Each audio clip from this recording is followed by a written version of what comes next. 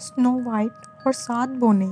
ایک دفعہ کا ذکر ہے کہ ایک دور دراز ریاست میں ایک خوبصورت شہزادی رہتی تھی جس کا نام سنو وائٹ تھا۔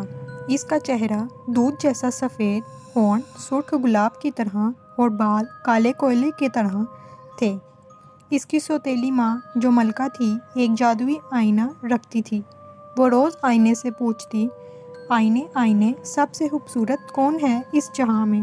آئینہ ہمیشہ جواب دیتا، اے ملکہ آپ سب سے خوبصورت ہیں۔ لیکن ایک دن آئینہ بولا، اے ملکہ آپ خوبصورت ہیں لیکن سنو وائٹ سب سے زیادہ خوبصورت ہے۔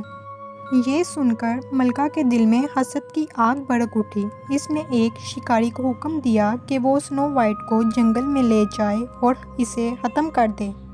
شکاری نے سنو وائٹ کو جنگل میں لے جا کر حقیقت بتائی، لیکن اس کی معصومیت سے متاثر ہو کر اس نے اسے آزاد کر دیا اور کہا کہ وہ کہیں چھپ جائے۔ جنگل میں بھٹکتے ہوئے سنو وائٹ ایک چھوٹے سے پیارے گھر میں پہنچی جو 7 بونوں کا تھا۔ یہ بونے جو کانوں میں کام کرتے تھے دن کے وقت سونے کے لیے کام کرتے اور رات کو گھر لوٹتے۔ جب وہ واپس آئے تو انہوں نے سنو وائٹ کو اپنے گھر میں پایا اور اس کی کہانی سن کر اسے اپنے ساتھ رہنے کی اجازت دی۔ سنو وائٹ ان کا خیال رکھنے لگی، ان کے کھانے پکاتی اور صفائی کرتی۔ جب ملکہ نے جادوئی آئینے سے سنو وائٹ کے زندہ ہونے کی خبر سنی تو اس نے اسے مارنے کی سازشیں شروع کر دیں۔ وہ ایک بڑھیا کے بیس میں سنو وائٹ کے پاس آئی اور زہریلا سیب دیا۔ جیسے ہی سنو وائٹ نے سیب کا ایک ٹکڑا کھایا وہ بے ہوش ہو کر گر گئی۔ جب بونوں نے اسے اس حالت میں پایا تو وہ بہت افسردہ ہوئے اور اسے ایک شیشے کے تابوت میں رکھ دیا۔ کچھ دن بعد ایک بہادر شہزادہ وہاں سے گزرا اور اس نے سنو وائٹ کو دیکھا۔